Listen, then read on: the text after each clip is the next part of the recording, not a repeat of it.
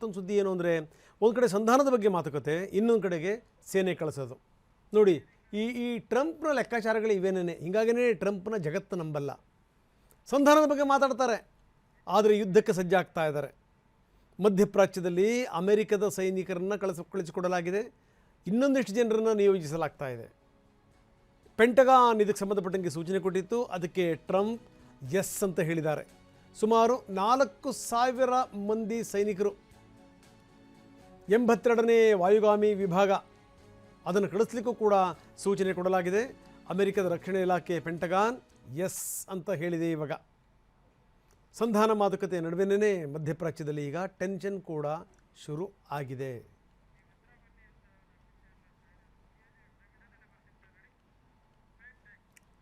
So ಇದು ಸಂಗತಿ. ಹೀಗೆ ಸಾವಿರಾರು ಜನರನ್ನು ನಿಯೋಜಿಸಲಿಕ್ಕೆ ಟ್ರಂಪ್ ಗ್ರೀನ್ ಸಿಗ್ನಲ್ ಸಿಕ್ಬಿಟ್ಟಿರುವಂಥದ್ದು ಒಂದು ಕಡೆಗೆ.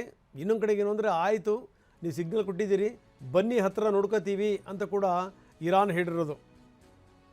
ಒಂದು ಕಡೆಗೆ ಸೇನೆ ನಿಯೋಜನೆ ಆಗ್ತಾ ಇದೆ, ಇನ್ನೊಂದು ಕಡೆಗೆ ಇರಾನ್ ಕೂಡ ಸಂದೇಶ ರವಾನಿಸಿದೆ, ಬನ್ನಿ ಬನ್ನಿ ನಾವು ಕೂಡ ಸಿದ್ಧವಾಗಿದ್ದೀವಿ ಅಂತ.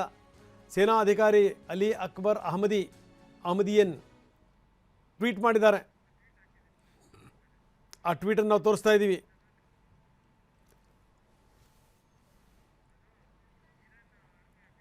ಆಯಿತು ನೀವು ಬನ್ನಿ, ನೀವು ಬಂದರೆ ನಾವು ನೋಡ್ಕೋತೀವಿ, ಬನ್ನಿ ಧೈರ್ಯ ಇದ್ದರೆ ಬನ್ನಿ ಅಂತ.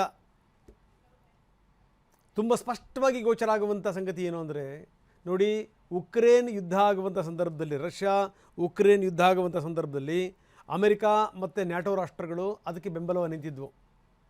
ಈಗ ಅಮೆರಿಕಾ ಮತ್ತು ಇಸ್ರೇಲ್ ಯುದ್ಧ ಮಾಡ್ತಾ ಇವೆ ಇರಾನ್ ಮೇಲೆ. ಈ ಸಂದರ್ಭದಲ್ಲಿ ರಷ್ಯಾ ಮತ್ತು ಚೀನಾ ಇದರ ಹಿಂದಿವೆ. ಅದರಲ್ಲಿ ಯಾವುದೇ ಡೌಟ್ ಇಲ್ಲ. ಯಾಕಂದರೆ ಆಯಿತು, ನಮ್ಮ ಶತ್ರುಗಳ ಜೊತೆ ನೀವು ಕೈ ಜೋಡಿಸ್ತಿರಲ್ಲ, ಬನ್ನಿ ನಾವು ಕೂಡ ಇಲ್ಲಿದ್ದೀವಿ ಅಂತ. ಹೀಗಾಗೇ ಎಲ್ಲೆಲ್ಲಿ ಶತ್ರುಗಳಿದ್ದಾರೆ, ಏನು ಎತ್ತ ಇಷ್ಟೊಂದು ಅಧ್ವಾನ ಎದ್ದೋಗಿರುವಂಥ ಇರಾನ್ ಅಷ್ಟೊಂದು ಕರಾರುವಕ್ಕಾಗಿ ಹೊಡಿತಾ ಇದೆ ಅಂತಂದರೆ ಕಾರಣ ಏನು ಹೇಳಿ? ಕಾರಣ ಇಷ್ಟನ್ನೇ, ಇದರ ಹಿಂದೆ ಇರುವಂಥದ್ದು ರಷ್ಯಾ. ಯಾಕಂದರೆ ರಷ್ಯಾದ ಗುರಿ ಸಾಮಾನ್ಯ ತಪ್ಪಲ್ಲ. ರಷ್ಯಾ ಏನೇನು ಈ ಬೇಹುಗಾರಿಕೆ ಮಾಡುತ್ತಲ್ಲ, ಈ ಮೊಸಾದ್ ಬಿಟ್ಟರೆ ರಷ್ಯಾ ಸಂಸ್ಥೆನೇ ತುಂಬ ಸ್ಟ್ರಾಂಗ್ ಆಗಿರುವಂಥದ್ದು.